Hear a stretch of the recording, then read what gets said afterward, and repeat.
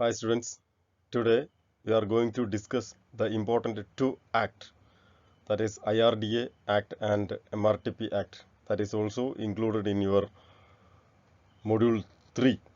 So in this video I am trying to give you a brief note about Insurance Regulatory Development Act and Monopolistic Restrictive Trade Practice Act of 1969. So now let us see in detail. Insurance Regulatory and Development Authority Act, popularly known as IRDA Act.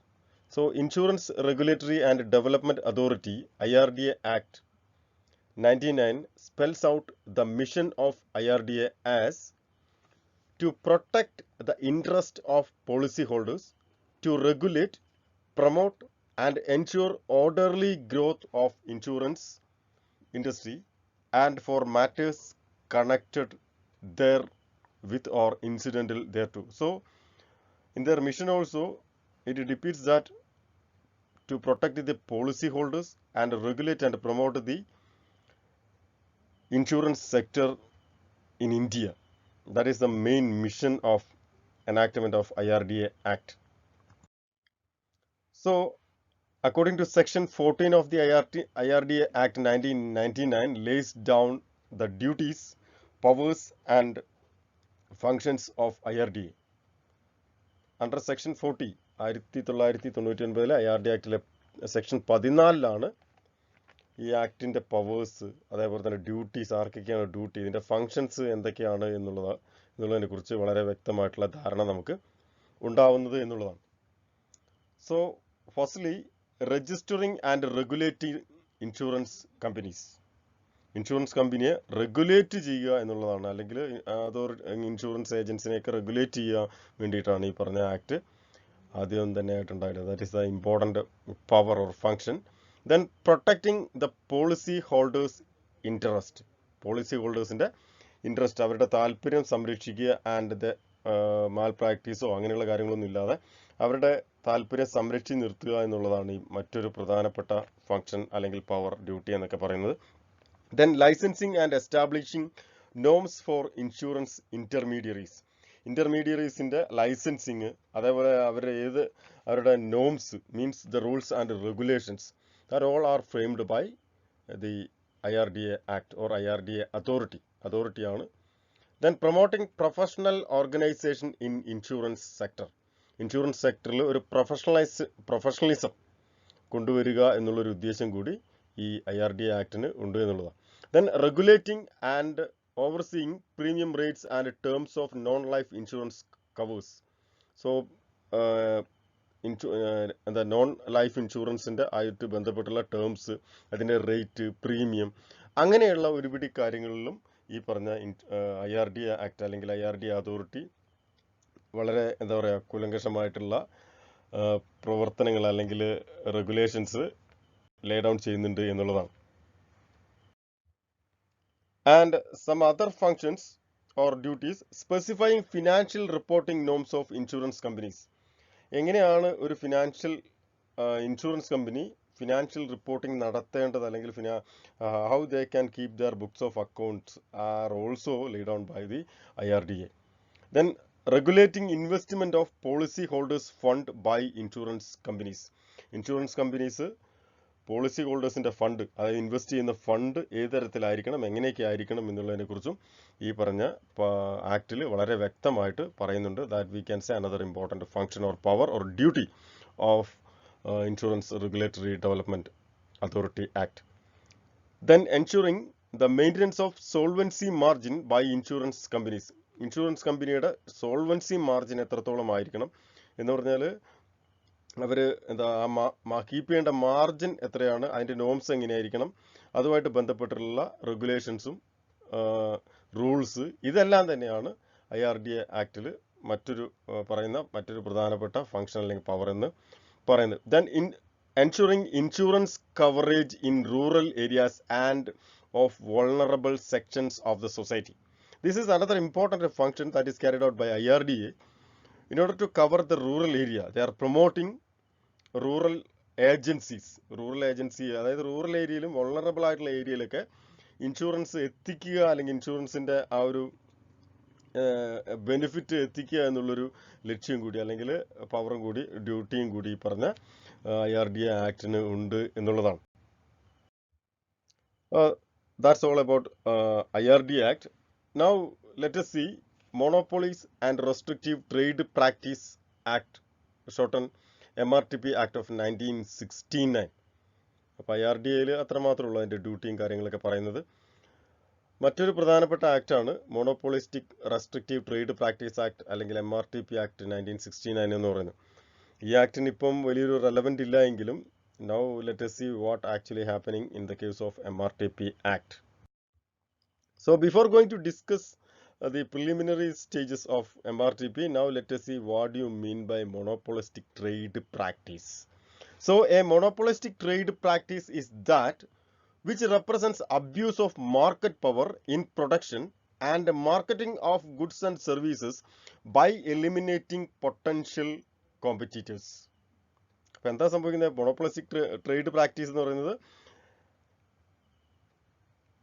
which represents abuse of market power in production and marketing of goods and services by eliminating potential competition. So charging unreasonably high prices, preventing or reducing competition, limiting technical development, deteriorating product quality, etc.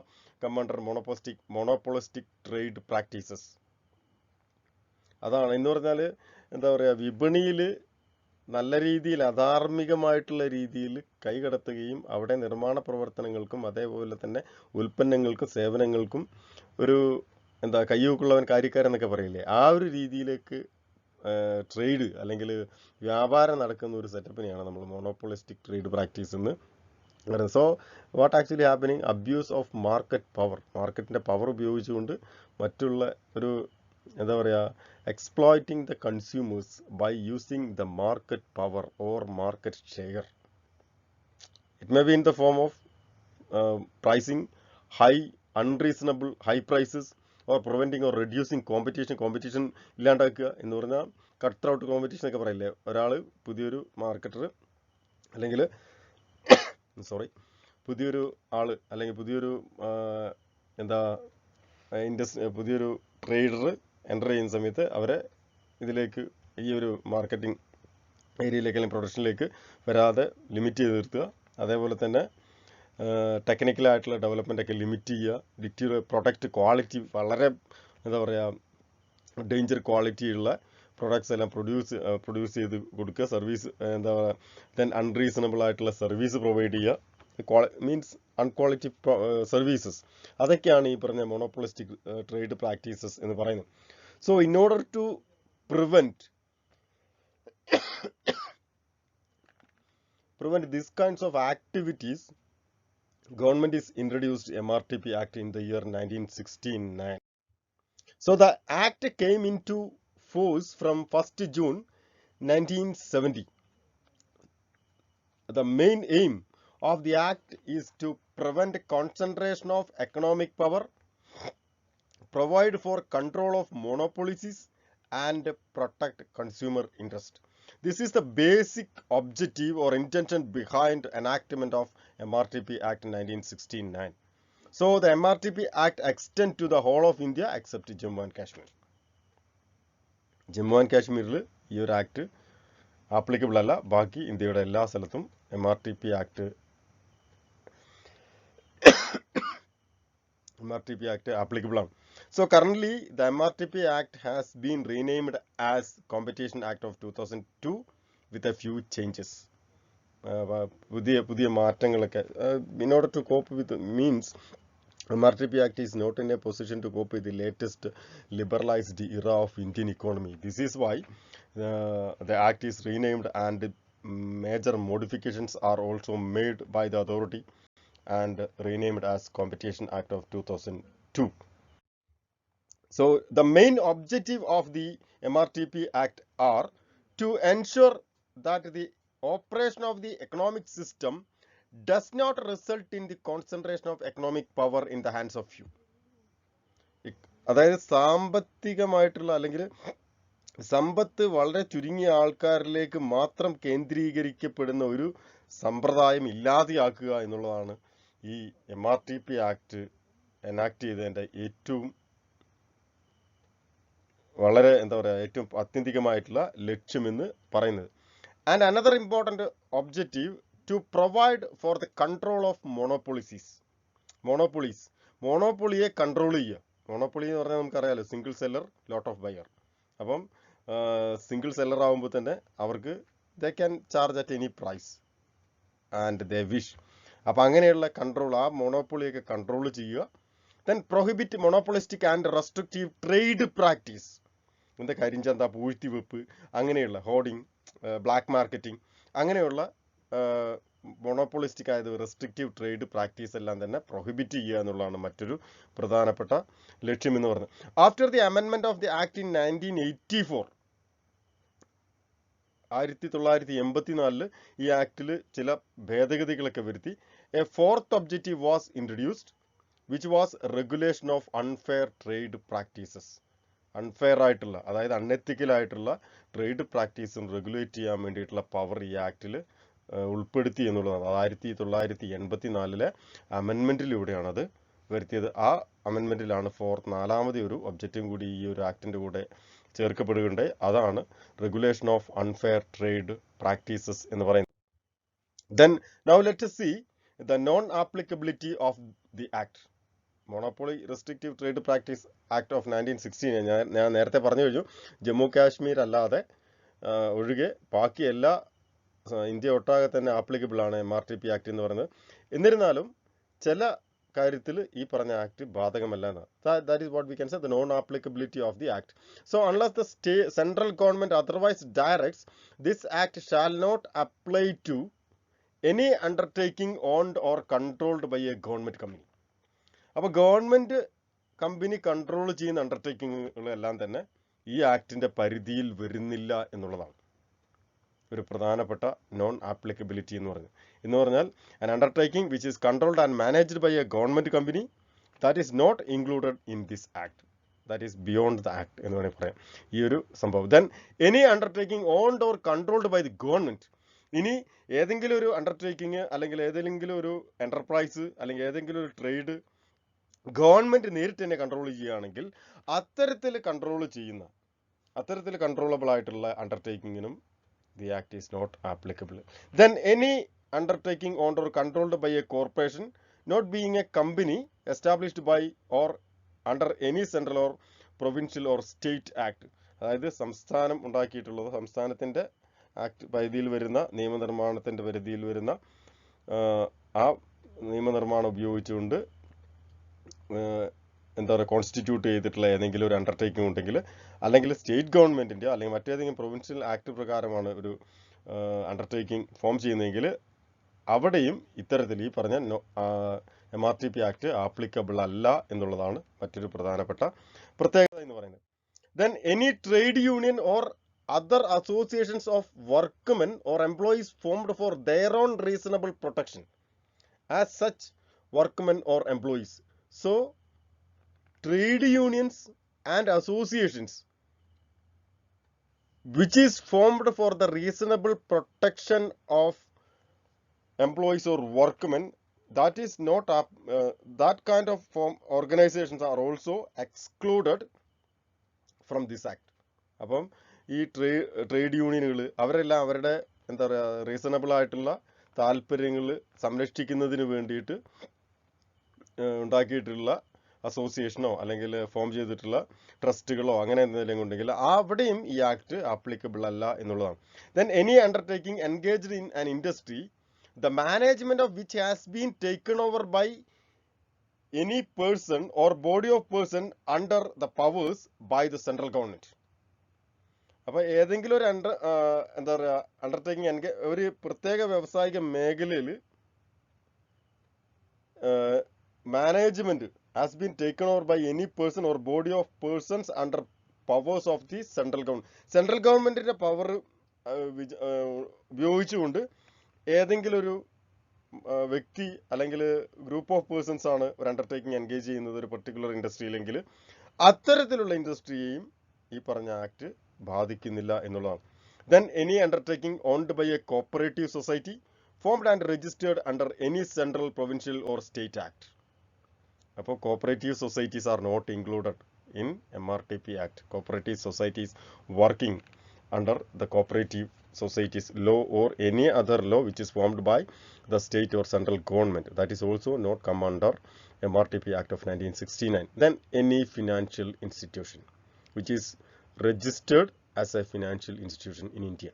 ഇന്ത്യയിൽ financial ഇൻസ്റ്റിറ്റ്യൂഷനായിട്ട് ധനകാര്യ സ്ഥാപനങ്ങളായിട്ട് register ചെയ്തിട്ടുള്ള സ്ഥാപനങ്ങളുണ്ടെങ്കിൽ അത്തരത്തിലുള്ള സ്ഥാപനങ്ങളും ഈ MRTP ആക്ടിൻ്റെ പരിധിയിൽ വരുന്നില്ല എന്നുള്ളതാണ് മറ്റൊരു പ്രധാനപ്പെട്ട പ്രത്യേകത എന്ന് പറയുന്നത്, നോൺ ആപ്ലിക്കബിലിറ്റി എന്ന് പറയുന്നത്. Now let us see the drawbacks or the demerits of MRTP Act. The important thing is that poorly resourced commission. While we are analyzing the each and every point of MRTP Act, we can see that there is a poorly resourced commission. Inadequacy in dealing effectively with anti-competitive practice due to lack of definitions, difficulty to track procedures and scarce resources. These are another important drawback of MRTP. MRTPയുടെ മറ്റൊരു എന്ന് പറഞ്ഞാൽ കറക്റ്റായിട്ടുള്ള എന്താണ് anti അല്ലെങ്കിൽ unfair ആയിട്ടുള്ള practice എന്താണ് എന്നുള്ളതിനെക്കുറിച്ച് വ്യക്തമായിട്ടുള്ളൊരു ഡെഫിനേഷനോ നിർവചനങ്ങളോ അല്ലെങ്കിൽ അതിനെപ്പറ്റിയൊന്നും വളരെ വ്യക്തത ഈ പറഞ്ഞ MRTP ആക്ടിൽ ഇല്ലാത്തത് കൊണ്ട് തന്നെ അത് ഒരു പോരായ്മയായിട്ട് നമുക്ക് വേണമെങ്കിൽ പറയാം. Then absence of specification of identifiable anti-competition practices. Anti competition practice ഏതൊക്കെയാണ് അല്ലെങ്കിൽ സ്പെസിഫിക് ആയിട്ടുള്ള ഏതൊക്കെയാണെന്ന് ഐഡൻറ്റിഫൈ ചെയ്യാനുള്ള വ്യക്തമായിട്ടുള്ള മാർഗനിർദ്ദേശങ്ങളൊന്നും തന്നെ ഈ MRTP ആക്ടിൽ ഇല്ല എന്നുള്ളതാണ്. അത് മറ്റൊരു പ്രധാനപ്പെട്ട ഡ്രോബാക്കാണ്. Then anti competition practices like cat's exploited pricing, rigging, etc. are not specifically mentioned in the MRTP Act. Price rigging, exploitation, cartels അങ്ങനെയുള്ളതിനെ കുറിച്ചൊന്നും വളരെ വ്യക്തമായിട്ടുള്ള ഒരു വ്യക്തത ഈ MRTP ആക്ടിൽ ഉൾപ്പെടുത്തിയിട്ടില്ല എന്നുള്ളതാണ്. അതും വലിയൊരു പോരായ്മ തന്നെയാണ് ഈ MRTP ആക്ടിൻ്റെ. So we are going to conclude the MRTP Act of 1969. That we can see that at the time of drafting the MRTP Act, the economic and trade environment prevailing at that time constituted India only for its various provisions. ഇത് form ചെയ്ത് 1969 കാലങ്ങളിൽ ഇത് form ചെയ്യുന്ന സമയത്ത് ഇന്ത്യയുടെ എക്കണോമിയുടെ development അല്ലെങ്കിൽ എക്കണോമിയുടെ the position that we have to consider first. However, ever since there has been considerable movement towards liberalization, privatization and globalization, means the new economic policy of 1991. അപ്പം 1991 നമുക്കറിയാം ഒരു വളരെ എന്താ പറയുക നാഴികക്കല്ല് എന്നൊക്കെ പറഞ്ഞ പോലെ പുതിയ economic policy India government apply ചെയ്തു അല്ലെങ്കിൽ അഡോപ്റ്റ് ചെയ്തു. അതിൻ്റെ ഭാഗമൊക്കെ ആയിട്ട് തന്നെ MRTP act are not in a position to cope with the latest policy of the government, especially in the liberalized era. Hence, the law needed to yield to changing scenario in both economic and trade fronts. അതുകൊണ്ട് തന്നെ ഈ പറഞ്ഞ MRTP act മാറ്റം വരേണ്ടതായിട്ട് ഉണ്ട്. അതിൻ്റെയൊക്കെ കാരണമായിട്ടാണ് നമ്മൾ competition act എന്ന് പറഞ്ഞൊരു പുതിയ ആക്ട് 2002 ഗവൺമെൻറ് പാസ്സാക്കുകയും MRTP ആക്ട് അബോളിഷ് റീനെയിം ചെയ്തു എന്ന് വേണമെങ്കിൽ പറയാം. Some of the important provisions are also not amended while we are dealing with competition act. So that's all for today's class. Stay home, stay safe. Bye.